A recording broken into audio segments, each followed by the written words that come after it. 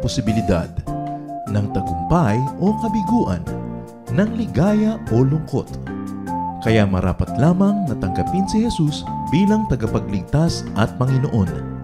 At matapos yun ay panariwain ang katapatan at paglapit sa Kanya bawat araw o day by day. Ang day by day ay naglalayong umalalay sa pang-araw-araw na pamumuhay. Narito po si Kuya Ed Lapis sa mensaheng pinamagatang In Times of Weakness.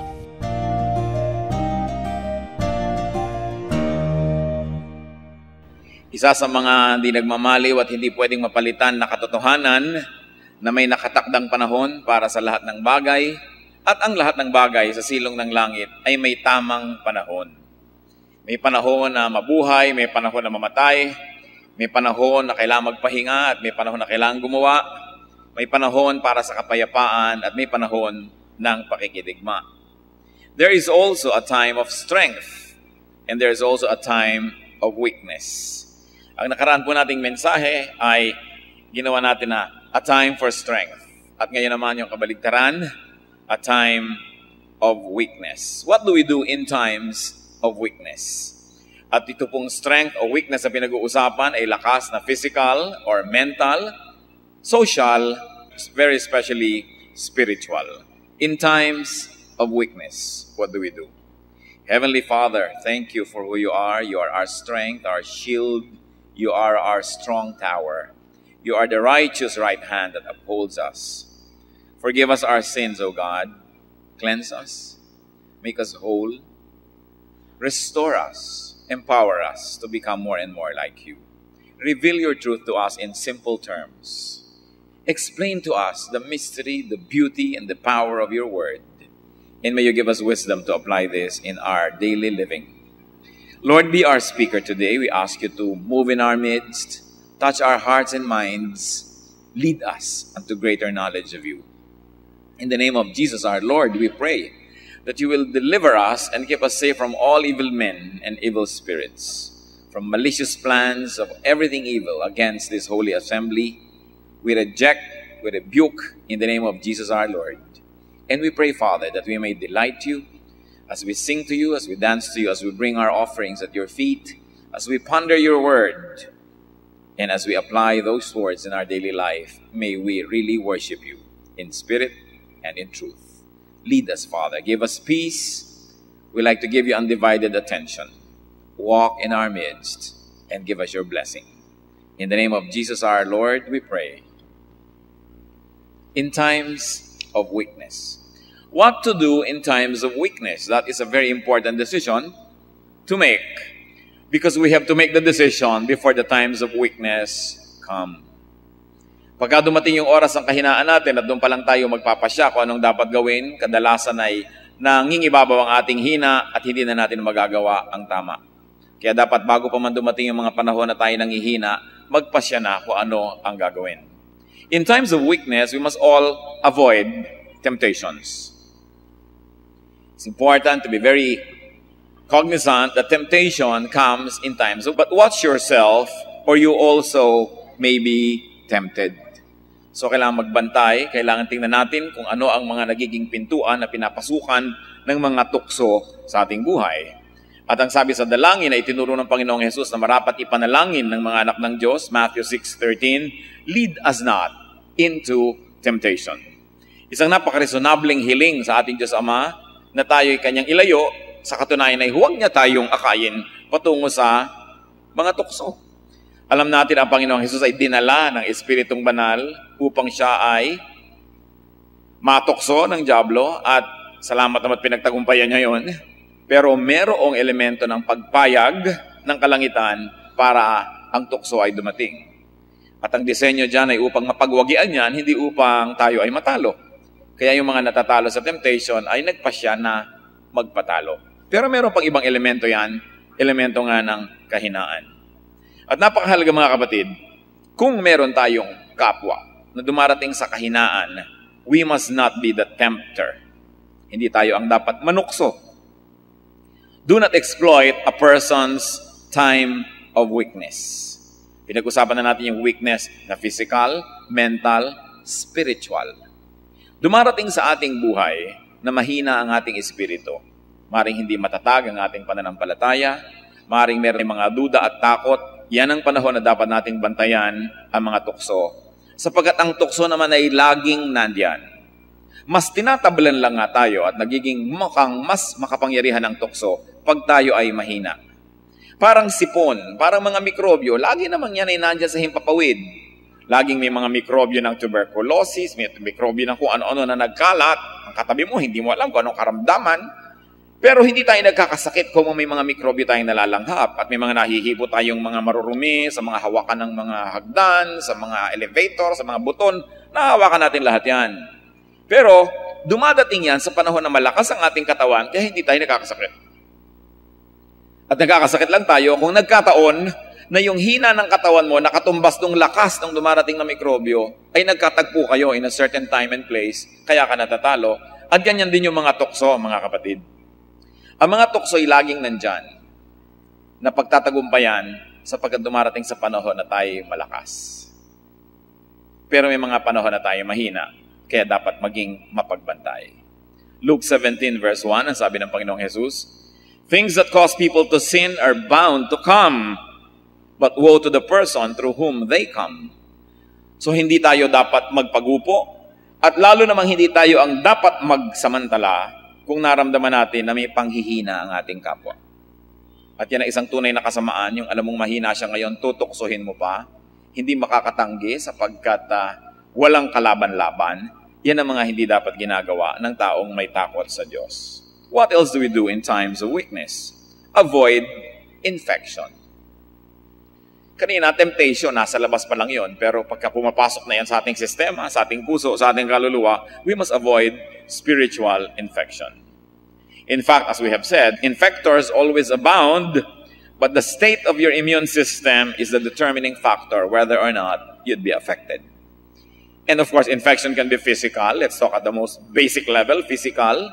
Kaya kahit sa kasaysayan ng Israel, ang mga may sakit ay hinihiwalay, lalo't ang sakit nila ay nakakahawa. At hindi naman dapat ipagdamdam ng mga inihihiwalay na sila inihihiwalay sapagkat kung ihahawa nila pati nag-aalaga sa kanila, di pareho na silang may sakit, wala na mag-aalaga. So hindi dapat nagtatampo na inihiwalay ka sapagkat yun ay para huwag na magkasakit yung iba na may patuloy namang mag-alaga sa iyo. Leviticus 13 verse 4, tungkol sa mga sakit sa balat na nakakahawa, "Put the infected person in isolation for 7 days. At napag-aralan na natin na marami mga sakit sa balat na kung kailan yan ay natutuyo-tuyo na at naglalangib-langib na, yun ng infectious time.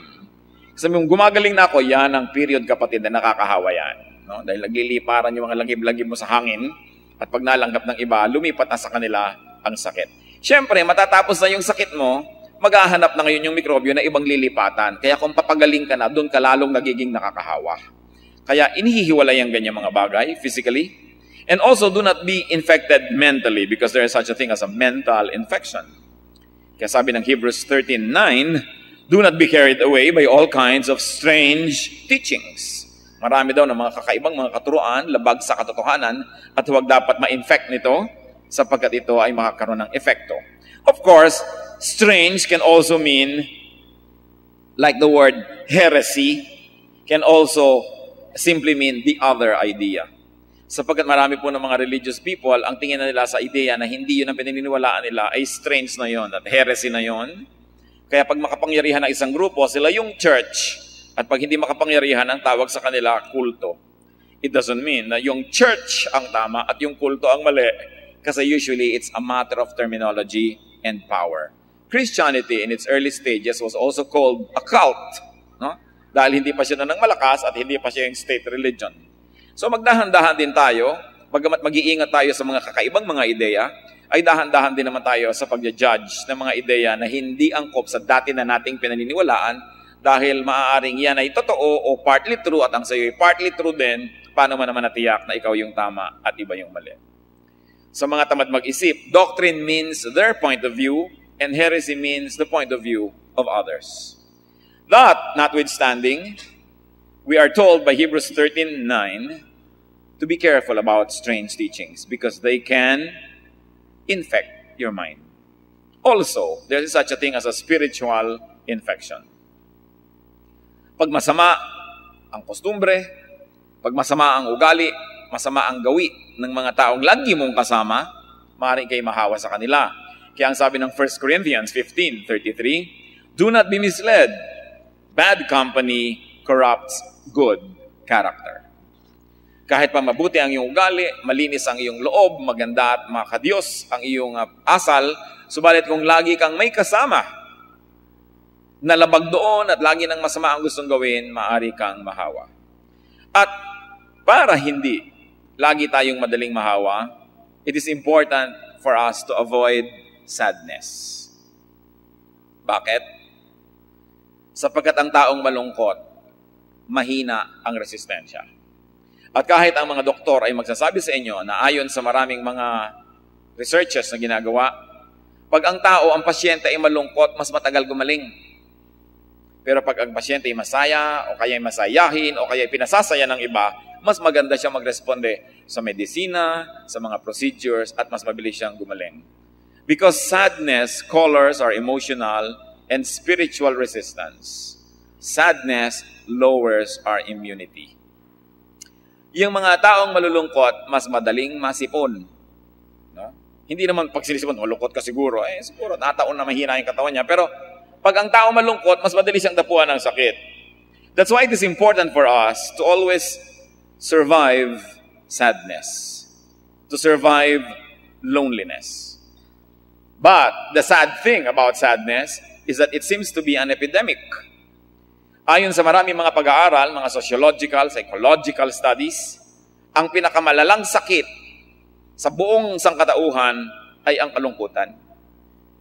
That many people are really sad. That happiness are just tiny dots in an otherwise long, sad line of life. Kaya napakahalaga po na tayo ay huwag mga kontrabida sa mga nag-iibigan. Lalong-lalo, hindi naman sila nang aagaw ng asawa ng may asawa. Wala naman silang sinasaktan sa kanilang pag-iibigan. Aren't you glad that there are 2 less lonely people in the world?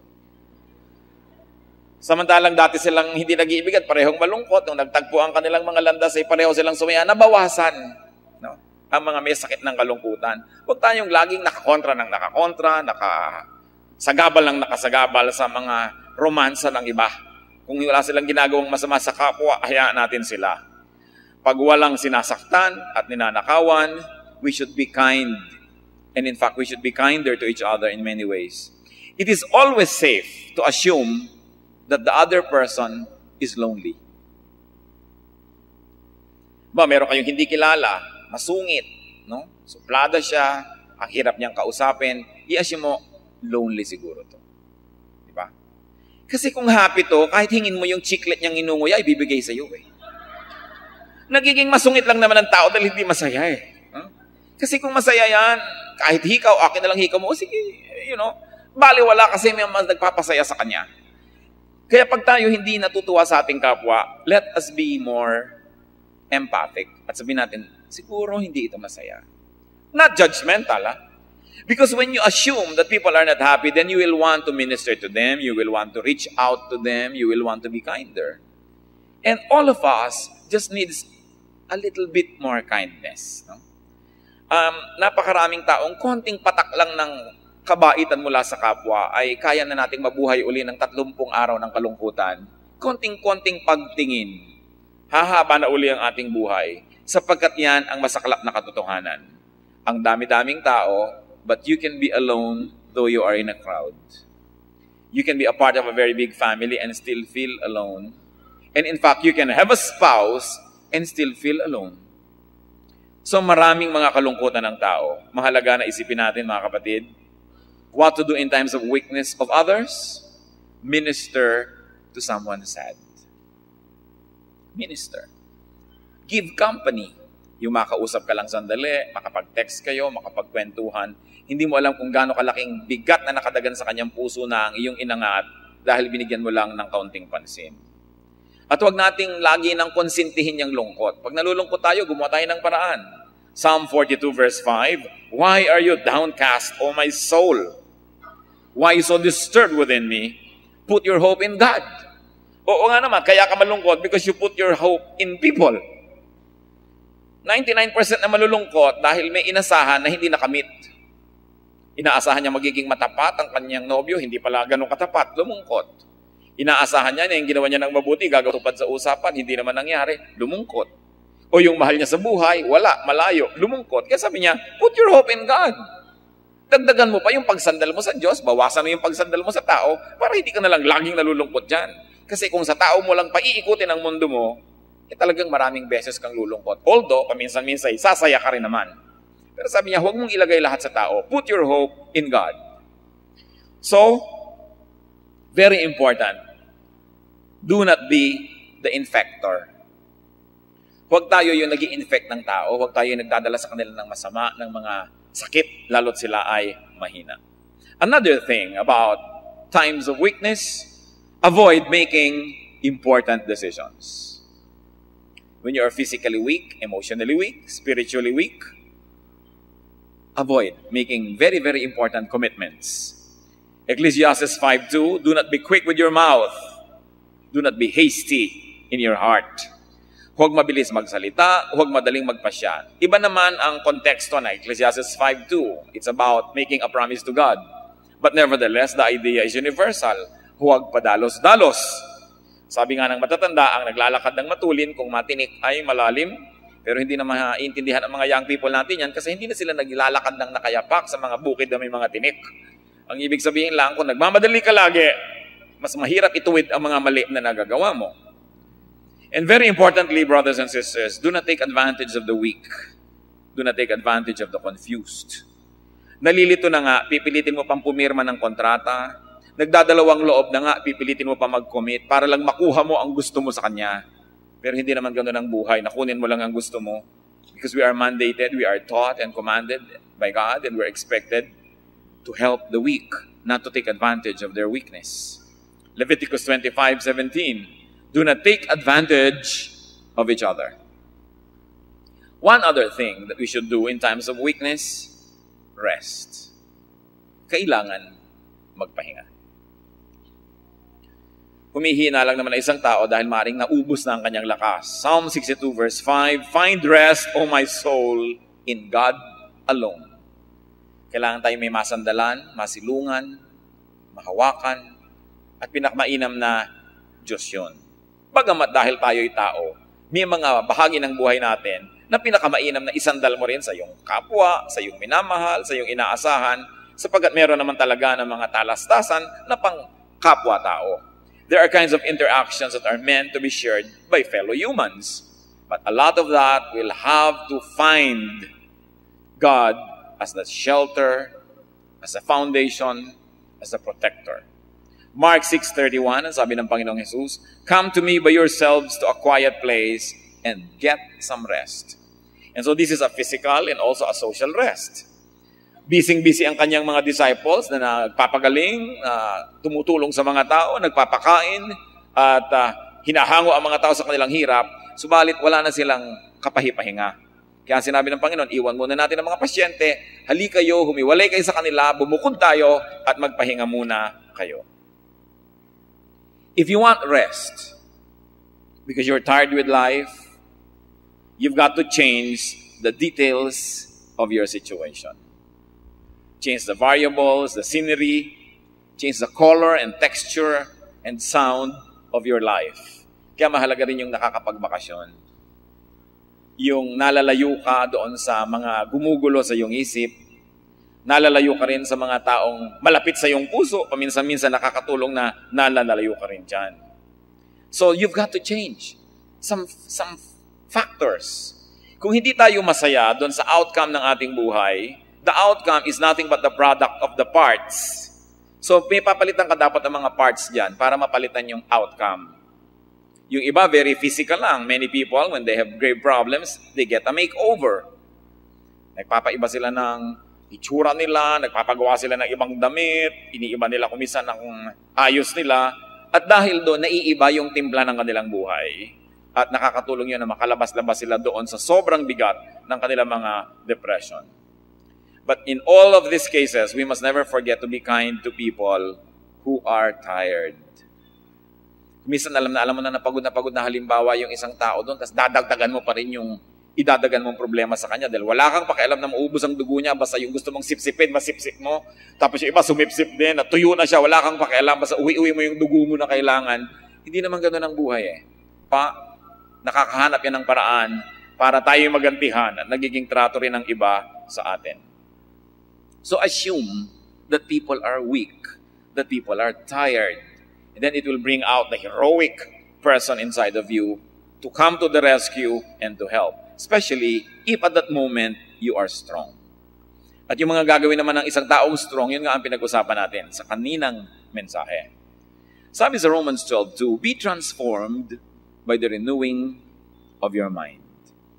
So ang pagbabago, nagsisimula sa pagbabago ng pag-iisip.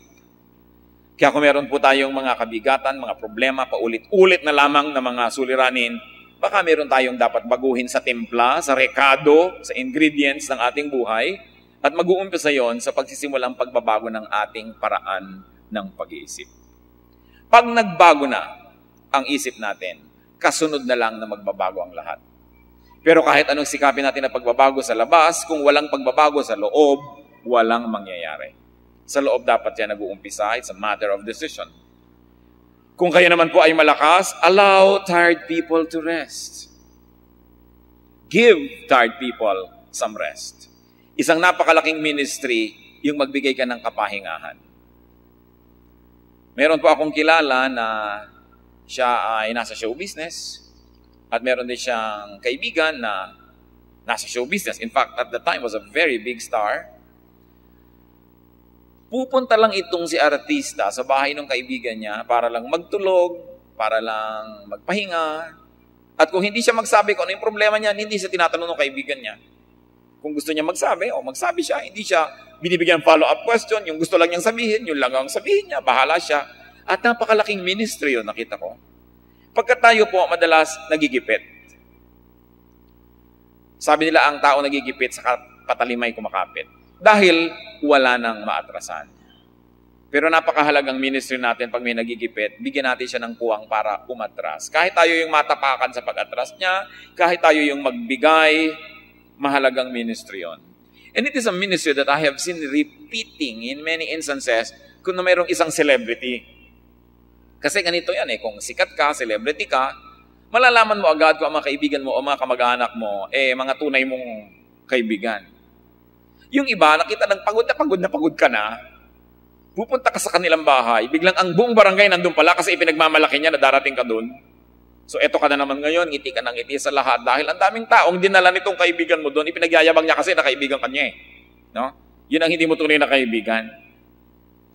Ngayon, yung dumating ka doon, dapat na niya ipagyabang pero lihim, nakapagpahinga ka, nakaalis ka, na hindi nalaman ng tao nagpunta ka doon, yun ang tunay na kaibigan. And in many ways, although many of us are not celebrities in a big way, you know that when people are just using you, na hindi ikaw ang kanilang pinagmamalasakitan, kundi ginagamit ka lang nila. Minsan pagod ka na, sasabihin pa ng nanay mo, may sakit ang tiya mo, puntahan mo doon. Gusto mo itanong nanay, ako ba ay pinagmamalasakitan nyo o para sumaya yung mga may sakit doon, papagurin nyo na naman ako para lang ako pumunta doon. I mean, wala na ba kayong malasakit sa akin? Nakita yung pagod ako dito. Para lang maipagyabang yung napapunta nyo ako doon, nautusan nyo ako ako na naman tong masasacrifice. And many times, you feel that way about the people who are close to you, that they are using you to improve their social image and standing, that they are using you to impress others, that they have power over you, pero wala silang ginagawa para ka talaga bigyan ng pahinga. Wala tayong magagawa tungkol sa mga taong yun dahil kalooban nila yun. Pero may magagawa tayo sa mga sarili nating kalooban. Na pag kami mga tao na nagpupunta sa atin, unahin natin ang sarili nilang kapakanan kaysa gamitin sila, kaysa exploitin sila, pero para sila maging tools in our ego trips. It is important. Kasi ang taong nagigipit, kahit kapraso lang na espasyong ibigay mo para siya makaatras, malaking bagay sa kanya yun. So yun ang sinasabing that you are my hiding place. Di ba inaawit natin kay Lord yun, you are my hiding place. Yung ayoko nang pakita sa mundo, gusto ko na mapag-isa, ayoko na ipakita pa sa mundo ang pagdurugo ng aking puso, ang mga sugat ko na malalalim, magtatago ka sa Kanya at ikukubli ka niya. Napakahalaga na tayo man, in human terms, can become someone's hiding place. Hindi niya kailangan na magpanggap, pwede niyang tanggalin ang kanyang mga balat kayo at mga maskara na isinusuot niya to protect herself or himself from others. Pero sa'yo, pwede niyang alisin dahil pwede kanyang pagtiwalaan. Mga kapatid, daig mo pa ang evangelist, daig mo pa ang missionary, daig mo pa ang preacher kung nakapagbibigay ka sa iyong kapwa ng ganung uri ng pahinga. Hindi mo kailangan ng bachelor's or master's or PhD degrees in theology para ka maging extension of God's goodness. If you could be like that to 1, 2, 3 people on earth, that's already a big mission. Yung pagka ikaw na, hindi na nila kailangan to stand taller than what they really are. They don't have to be someone who they are not. And they can be themselves and still be accepted. In fact, even beloved. That is a great work for God. Because the work of God is to accept us, to love us, to restore us. God is our hiding place. Katulad halimbawa ni Elijah, sobra siyang napagod physically. At dahil sa sobra niyang pagod, sobra niyang stress, tension, mga kaba, laban dito kay Queen Jezebel, na napakaraming mga ipinapatay ng mga propeta, pati itong si Elijah ay gusto na ring mamatay. Sapagkat kahit siya propeta, dinadaluyan ng napakalaking kapangyarihan ng Diyos, sa kakulangan niya ng pahinga, ay nalito na rin siya kung ano siya at kung sino siya. Sa 1 Kings 19, verses 4 to 5, I have had enough, Lord, he said. Take my life. I am no better than my ancestors. Then he lay down under the tree and fell asleep. Naranasan nyo na ba na parang gusto nyo nang mamatay? Nagdadramang bukid kayo sa Diyos, kunin nyo na ako. Tapos hindi ka na ba kinukuha? No? Ilang beses mo nang gustong laslasin ang iyong pulso o uminom ka ng lason, pero hindi, gusto mo pa rin talaga mabuhay. No?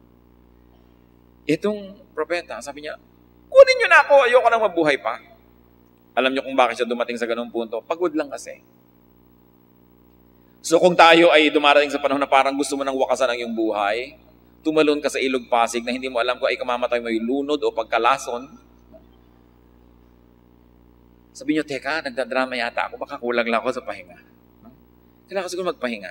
Mag-break, magbakasyon, ibahin ang gagawin ko, pumunta ako sa barbershop, iba-iba ko yung style ng buko, o magpatahi ako ng ibang damit, magsuot ako ng ibang di ko sinusuot before, ibahin mo ng konti para medyo mawala ka dun sa sadlakan mo na bagay. Alam niyo mga bagay na bumabara, kailangan kalugin mo lang ng konti para matanggal yung pagkakabara niyan. But you've got to introduce something new, no? New in the equation. And it's important. Huwag naman yung bigla ka nag-drugs o gumawa ka ng kung ano, ninakawan mo yung bangko para iba. Yung safe, yung hindi masama. Pero sa pahinga, maraming nababago. Kaya nga sinasabi ko mga kapatid, tayong mga anak ng Diyos, mahalaga na meron tayong ministry na nagbibigay tayo ng pahinga. That is more eloquent than a message delivered from a pulpit. That is more touching than a Bible study. Because this is God's love in action, minus the theory, minus the theology that makes it sometimes difficult for people to comprehend God.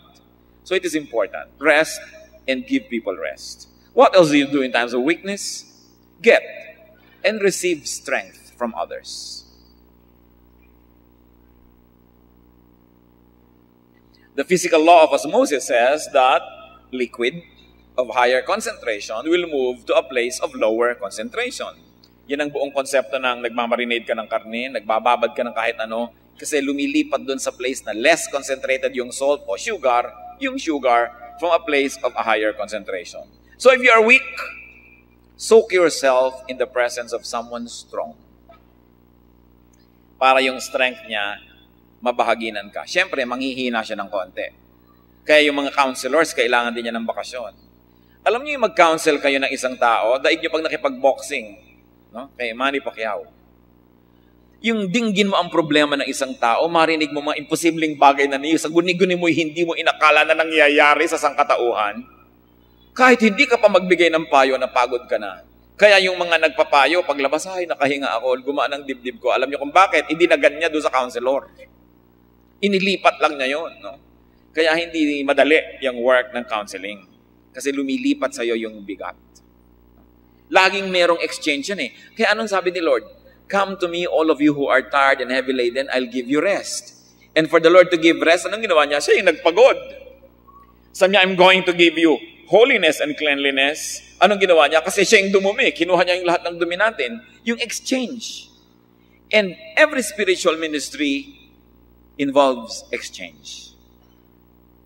Pag kami nag-preach, ibinibigay sa inyo lahat yung spiritual messages na kailangang lumipat. That process is very tedious and very tiring. No? Pagkatapos, ay, na-bless ka, guminhawa ka, gumaan ng iyong pakiramdam kasi may bumigat. Laging ganun lang yon. Something's got to give somewhere. So mahalaga mga kapatid, meron man lang tayong 1, 2, 3, siguro more than 3 na napakapalad mo na meron ka nun na pwede kang huminga. Hindi yung humihinga ka, ako nga mas malaking problema ko sa'yo, yung makikipag-contest pa sa'yo, walang mangyayari doon, mag-aaway lang kayo. Yung pagka humihinga ka ganyan, ikaw naman, walang kakwenta-kwenta, pinoproblema mo na. Gaganunin mo agad yung problema. You know, yun ang reality niya eh. And what we really have to learn is to respect another person's reality. Halimbawa, gustong-gusto niya yung umuulan. Ba't gusto mo umuulan? Bumabaha. Sa gusto niya eh. Ayaw mo, gusto niya. Bakit kailangan niyang magustuhan? Dahil gusto mo. No? Gusto niyang matulog ng may ilaw. Bakit ka natutulog ng may ilaw? Kailangan wala, etc., etc. Sa gusto niya eh. Kung siya ba nagbabayad ng kuryente, hayaan mo. Lagi kasi natin gustong ilipat yung pananaw natin sa iba. And you know, it's a form of domination. It is a form of controlling others, which not even God does. Hindi naman tayo kinokontrol ng Diyos. Mga pananaw ba niya, pinipilit niya sa atin? Nung pipitasin ba ni Eva yung prutas, hinampas ba niya yung kamay? Alis, huwag. Sinabi lang niya, huwag niyong kakainin yan. Pero nung pinili ni Eva kainin, hindi naman niya pinigil. Kasi binigyan tayo ng Diyos ng laya na pumili. Bakit naman natin tatanggalin ang laya ng ating kapwa na pumili? Hindi naman tayo Diyos. Kung ang Diyos nga, binigyan ng tao ng laya. So, huwag niyong minamaliit at binabaliwala yung pananaw ng inyong kapwa. Alam ba, sabi niya, alam mo, selos na selos ako kasi yung asawa ko may nakakalong na sekretarya. Nakakalong lang, nagsiselos ka na. Di ba? Yung nakaganyan ka na agad. Walang kwenta yun. Sa kanya nakakaselos na yun eh. So you never minister to people when you contradict their feelings because your feeling is your reality. Di ba? Kaya napakahalaga sa pag-mature natin na ano bang isa sa mga definition ng mature person? Na kaya mong bigyan ng puwang sa puso mo yung mga paniniwala, yung mga kostumbre ng tao na hindi mo naman talaga gusto o hindi ka sang-ayon. Pero sinasabi mo, ganun ang stand niya eh. No? Gusto niya na ang sinigang niya matabang, di tabangan niya yung sinigang niya. Asiman ko yung akin, ba't kailangan ko siyang i-convert? No? Because you always try to convert people. And this is not the way of God, to always try to dominate and control. So, yung iba tuloy, ayaw na nilang magsalita. Sasabihin mo, naku, yung nagpakamatay yung kaibigan ko, ang bigat-bigat na pala ng problema, hindi man lang nagsabi sa akin. Paano ito yung magsasabi sa'yo na inis lang ang inaabot niya kasi lagi mong kinokontra pala? No? Pero kung pakita lang natin na iparamdam na pwede naman sila magsalita, hindi natin sila i-judge, hindi natin sila kokontrolin, palagay ko mas marami mag-open up sa atin. And why are we talking about this? Because it's important to get and receive strength when you are weak. Therefore, you must also correctly put across to people that you are somebody they can draw strength from if they need it. Sometimes it is physical strength, the most basic. Kaya ang sabi sa 1 Timothy 4:8, bilang isang illustration, physical training is of some value. Siyempre, magbubuhat ka ng maraming weight, mag-train ka muna. But more than that, sabi sa 1 Kings 19:7-8, nakita niyo yung pinag-uusapan natin na sa Elijah na gusto nang mamatay, nakatulog sa pagod. The angel of the Lord came back a second time and touched him and said, "Get up and eat, for the journey is too much for you." So he got up and ate and drank. Strengthened by that food, he traveled 40 days and 40 nights. Nakita niyo yung kanina lang ay gustong mamatay, nakatulog lamang at nakakain. Ayan, naglakbay na naman ng walang humpay na 40 days and 40 nights. Dahil na-ministeran. Minister to people because you extend their life. Minister to people because you help them find beauty and color and meaning in life. Lahat tayo, kaya natin gawin yon. Hindi nyo kailangan pupunta sa mga kabundukan ng Timbuktu para maging misyonero. Hindi nyo kailangan na magkaroon ng mga theology para lang maging instrument ng God. Yun lang ikaw ay nagbibigay ng ginhawa, ng lakas ng loob, kapahingahan sa kapwa is a very sacred work. It's important that we allow them to change chemically. Nakita niyo ang ginagawa ng mga iba, pagka sobra kang depressed, mga psychiatrist, bibigyan ka ng gamot na uppers para ka sumigla. Pag sobra ka ng up, bibigyan ka ng mga downers para antukin ka. Kita niyo, ibang-iba ang mood niyo pagka kay gutom na gutom. No? Ibang-iba naman pagka busog ka lang, at pag busog na busog ka, naiiba rin yun. We are what we eat. We are our chemistry. Kaya kung gusto mong malaman ang kalagayan ng isang tao, blood chemistry, itetest. Malalaman ang kalagayan mo. So pwede nating maiba yung outcome ng ating pag-iisip, ibahin pa lang natin yung ating diet. May mangyayari na. So kailangan, pag ang tao ay sobrang nade-depress o nalulungkot, may payo po ang marami dyan, magpawis. Kumain kayo, tapos magpawis kayo, pagurin nyo ang sarili nyo, magsasayaw kayo, mag-gym kayo, magbuhat kayo, magtatakbo kayo. Pagkatapos doon, naiiba ang maraming bagay. Sino ang nagpapakamatay? Yung lungkot na, nagpapatugtog pa ng malulungkot. Nalulungkot na, magsasarapan ng kwarto. Titingin pa ng mga photo album. Bubulat-latin yung mga buhok na mga nakatape sa mga card. Nalulungkot na nga, titingin pa sa sunset. Yan ang mga tumatalon sa Ilog Pasig. Pag nalulungkot kayo, lumabas kayo, gumawa kayo ng paraan, pagpagin nyo ang inyong sarili, magpawis kayo, at pag napagod kayo, matutulog kayo, at ang isang taong tulog ay di na nagkakasala pa. So mahalaga, ibahin. Kailangan yan ibahin. Get physical. Do not sulk. And we must also allow tired people to get physical recreation. Of course, another strength that we can receive from people is mental, and very especially from God. Hindi natin inaalis yung God sa equation, lagi siyang kasama. Pero ang pinag-uusapan natin yung sa ating pakikipagkapwa. Isaiah 40:31, those who hope in the Lord will renew their strength. Those who mentally, intellectually focus on God will automatically be strengthened. And of course, spiritual strength should be drawn from many sources, especially the Lord. Matthew 11:28-29, come to me, all of you who are weary and burdened, and I will give you rest.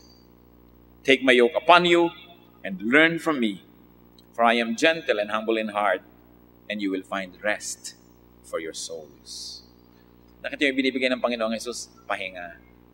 Yung babae na nahuli sa pangangalon niya, babatuhin na ng buong barangay, ano ibigay ng Diyos sa kanya? Pahinga. Yung mga nagkakasala, anong binigay ng Lord? Companionship. That's why He was called a friend of sinners and gluttons. Hindi niya hinuhusgahan, hindi niya inuusig. Binibigyan niya ng pag-ibig. At kung nakapagpahinga na i-recondisyon niya, ay unti-unti niyang tinuturuan, pinapagaling ang mga sakit. Ganun ang style ni Lord, na hindi naman siguro mahirap na ating tularan. Another thing to do in times of weakness is be lifted up by beauty, by pleasure. If you want it, by entertainment. Do not demonize fun. Ang isa sa mga kababalaghan ng Christian faith sa nakaraang 2,000 taon ay kung bakit sobrang minasama ang magkaroon ng kasiyahan at sobrang ginlamorize ang pagdurusa. No? Si Jesus na nga ang nagdusa para tayo iligtas, kaya nga siya tagapagligtas. Siya na nga ang nagpapako sa krus. Yung iba naman, nagpapapako pa rin. Meron na nga ang nagpapakong si Jesus na tagapagligtas. Tinanggap na nga ni Jesus ang lahat ng hampas. Para huwag na tayong tumanggap noon, meron namang kusapang humahampas sa sarili. Tinanggap na nga ni Jesus ang lahat ng alipusta, ang lahat ng insulto, para tayo ay mailigtas na niya, sapagkat ayaw na niyang danasin pa natin yon. So, hindi totoo na ayaw ng Diyos na magkaroon tayo ng kasiyahan.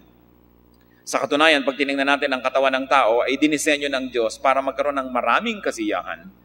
The Lord, in fact, has so thoughtfully and kindly placed all kinds of nerve endings in the right places, in the right spots in our anatomy.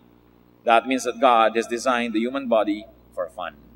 For fun that is not ungodly, for fun that is not unkind or evil, but for just wholesome fun. At napakaraming fun sa buhay na dapat ay tinatamasa ng tao. Ibinigay ng Diyos ang buhay na ito bilang isa niyang mahalagang handog, a precious gift. So life is a gift to be enjoyed, not a problem to be solved, not a sacrifice to be done. Well, there are very, very necessary sacrifices for us to live a godly life. those are only few. Most of the time, God wants us to just relax, work, rest, love and be loved, be fruitful, help and be helped, give and take, go on living, and after our assignment and journey in this world, to come and face Him and begin our eternal life with Him. Pero bakit natin sobrang minamasama na magkaroon ng kasiyahan ng tao? Meron pa na, huy, magbakasyon naman tayo para magpahinga. Huy, dapat naman iserve natin si Lord. Magpapahinga tayo pero mag-Bible distribution tayo, mag-door-to-door evangelism tayo, mag-medical mission tayo. Nagpahinga pa daw. Samantalang si Lord nga sabi, come away by yourselves and let us rest. Siya man, inilayo niya yung kanyang mga manggagawa doon sa sobrang dami ng taong hindi na matapos-tapos ang mga hiling at mga kailangan. Kasi alam ng Diyos na kailangan nating magpahinga. Let us not be cruel to ourselves and let us not be cruel to our fellow Christians, especially Christian workers. We must be grateful to the gift of life, and one of the best ways to celebrate that gratitude is to enjoy what God gives you. So long as you do not steal, so long as you do not kill, and you do not deprive others, and so long as you share the good things that God gives you, it's not just all right, but it is desirable and godly to have fun. Kailangan na pinapayagan natin na makaminister sa atin yung mga magagandang bagay. That's why kahit maliit ang bahay nyo, ayusin ninyo, gandahan ninyo. Kung hindi kayo nakaka-afford ng mga high-tech na mga taniman ng halaman, kahit na lang sa lata ng sardinas, magtanim kayo ng halaman. No? Gandahan ninyo yung mga paligid. Because God is God of beauty. Tingnan nyo itong si Haring Saul. Nung siya ay sobrang nababagabag, ginugulo siya ng mga masasamang espiritu, hindi siya makatulog, naging paranoid siya, at kung ano-ano ng mga psychological sicknesses niya. Paano siya gumagaling? 1 Samuel 16:23. Whenever the Spirit from God came upon Saul, David would take his harp and play. Then, relief would come to Saul. He would feel better. And the evil spirit would leave him. Kailan umaalis yung evil spirit? When Saul already begins to feel better. And how is that feeling brought about? When he listens to the beautiful music played by David. Tugtog lang, nakakapagpalayas ng demonyo. Kasi it's a thing of beauty. And beautiful things are of God. How can the devil stand that kind of beauty?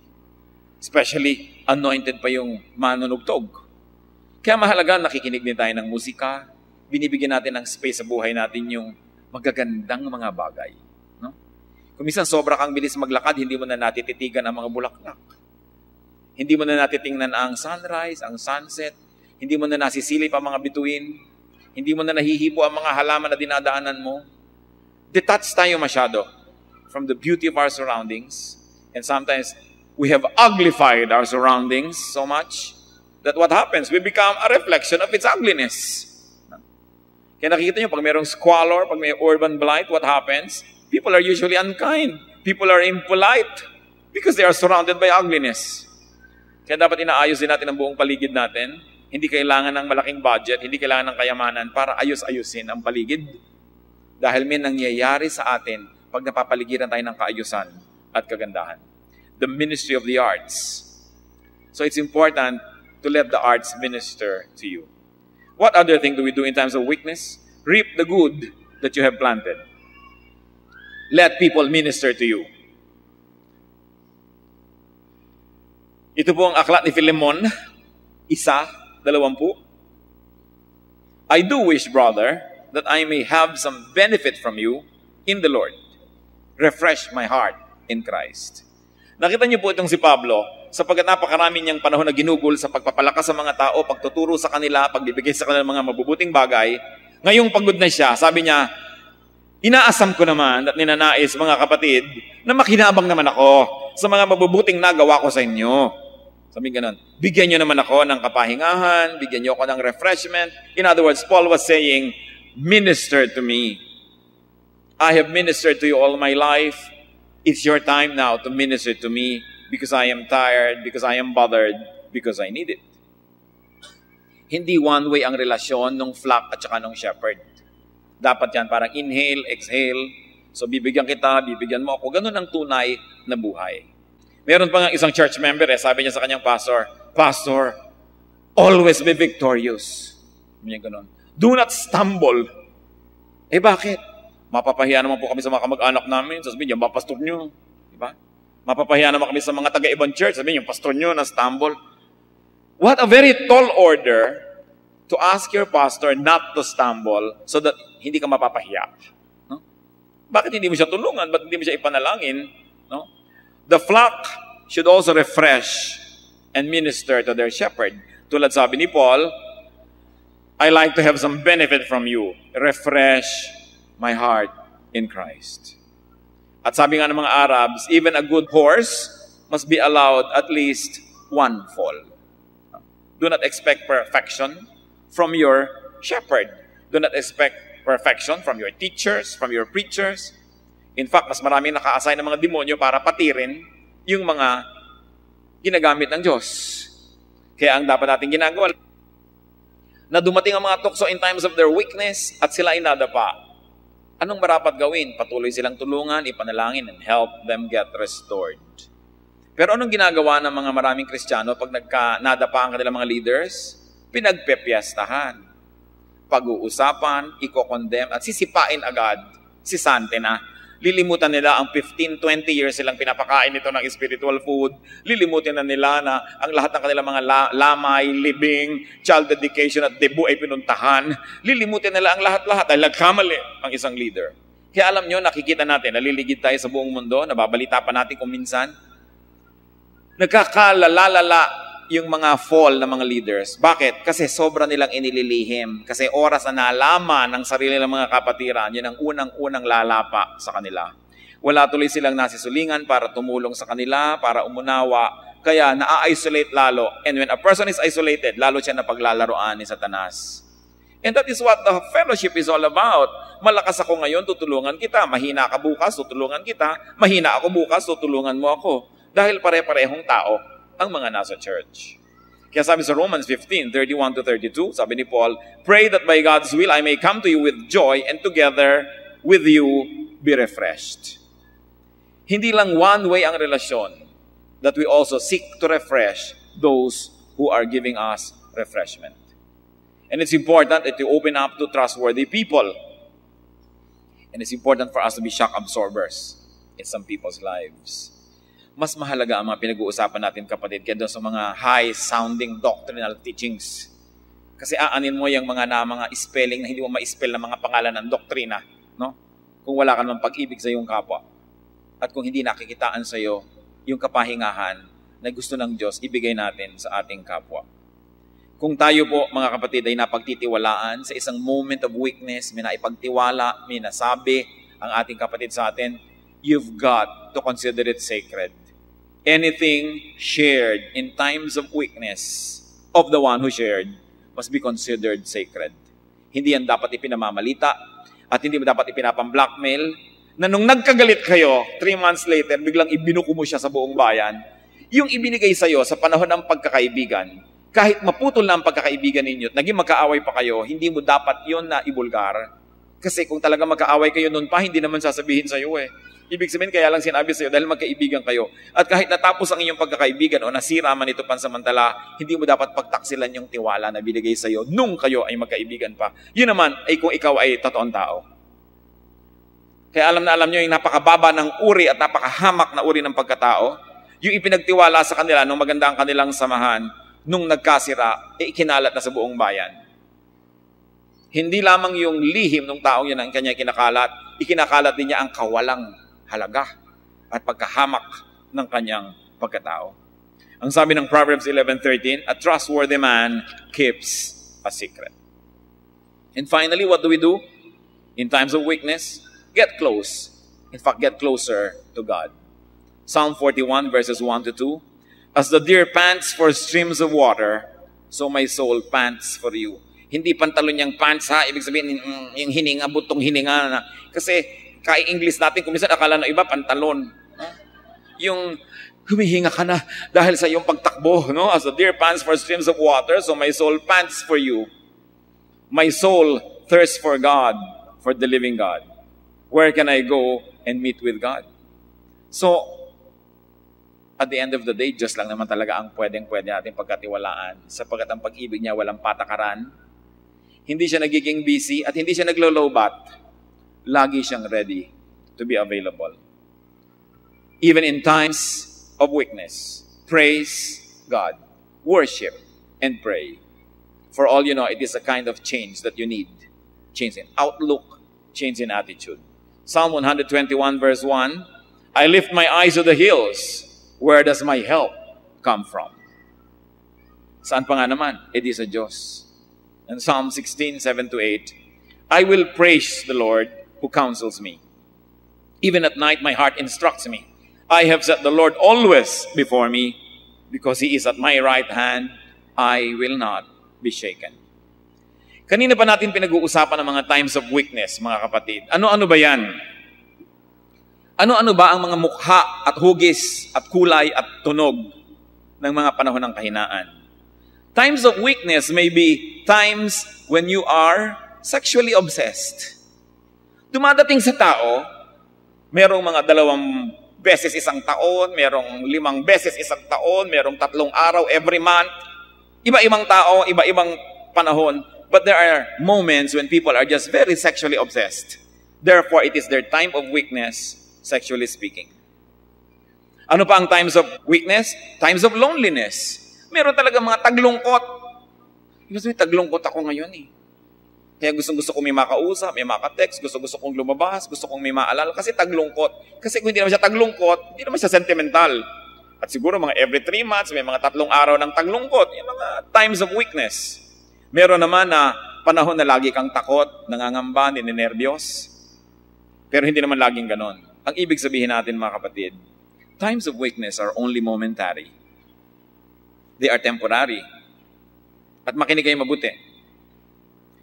Mapalad ang mga tao na ang mga tukso at mga pagsubok ay dumadating at natataon sa kanilang times of strength.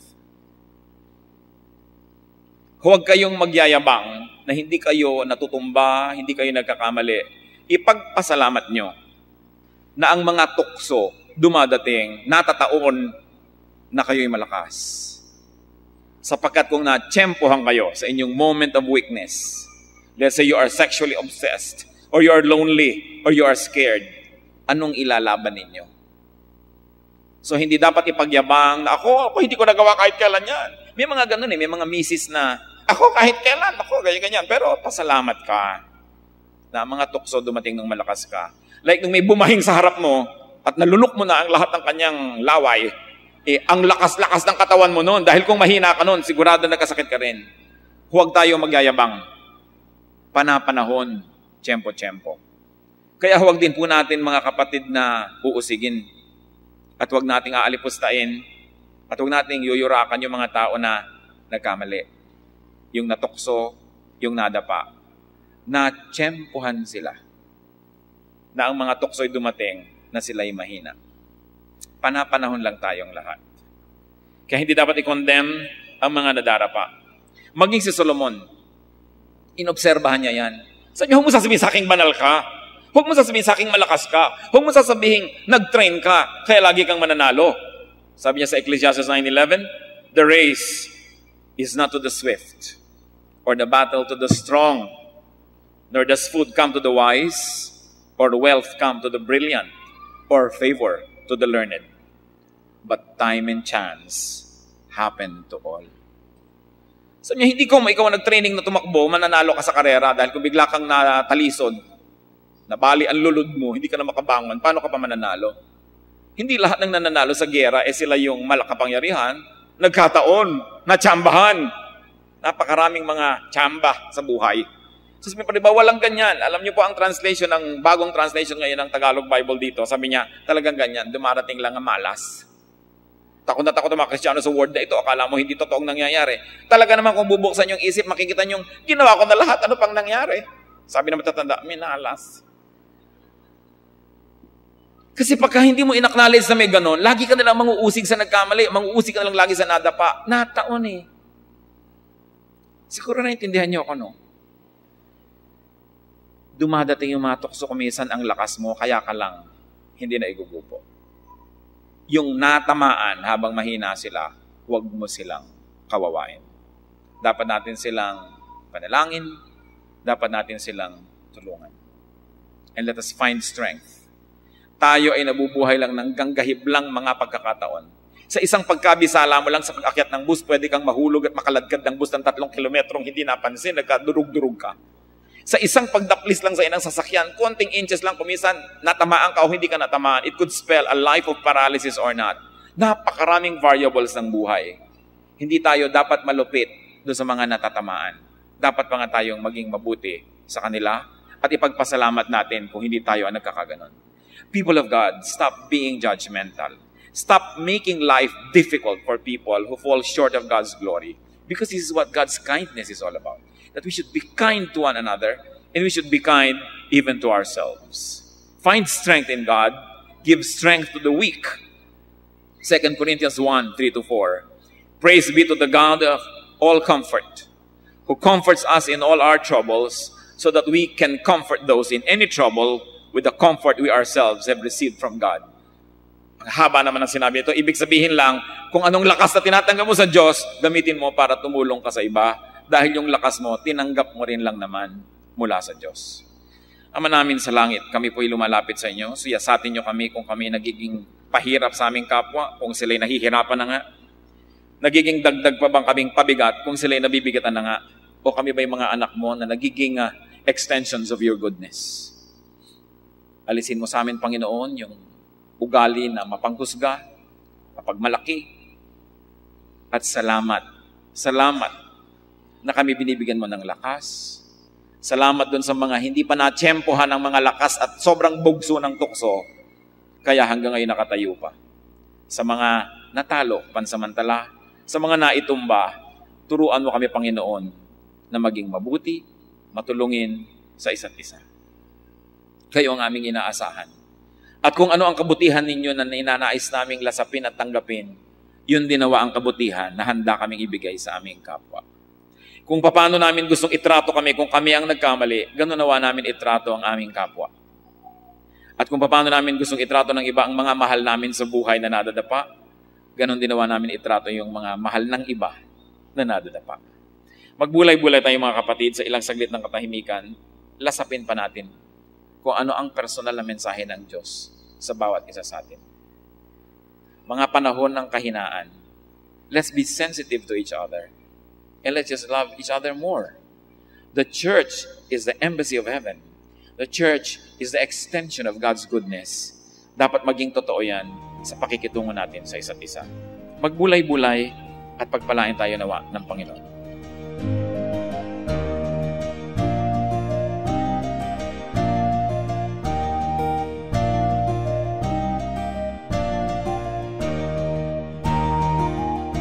Ang katatapos pong mensahe ni Kuya Ed Lapis ay pinamagatang In Times of Weakness.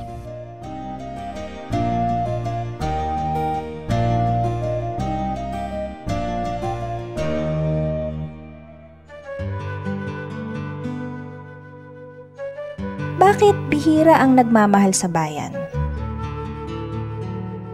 Napakarami na kasing kabiguan ng mga Pilipino na natatamo nila mula sa mga institusyon, mula sa mga sangay halimbawa ng gobyerno dahil sa sunod-sunod na mga kabiguan. Kaya kuminsan nawawala ng tiwala ang mga tao sa sarili nilang bayan. Dapat siguro ihiwalay natin yung gobyerno sa bayan, sa inang bayan. Kuminsan nawawalan tayo ng tiwala sa mga institusyon pero huwag nating idama yung bayan. Kung nawawalan tayo ng gana sa ating mga politiko, huwag tayong mawalan ng gana sa ating pagka-Pilipino, sa ating kultura at sa ating bansa. Pag-ihiwalayin natin yon sapagkat mga gobyerno na aayos, napapalitan ng mga rehime, pero ang bayan natin, isa lang yan.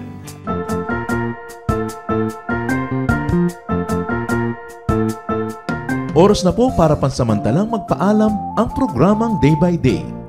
Tayo po'y magsama-sama tuwing ika-6 hanggang ika-7 ng umaga, araw-araw. Magandang umaga po at mabuhay ang Panginoong Hesus!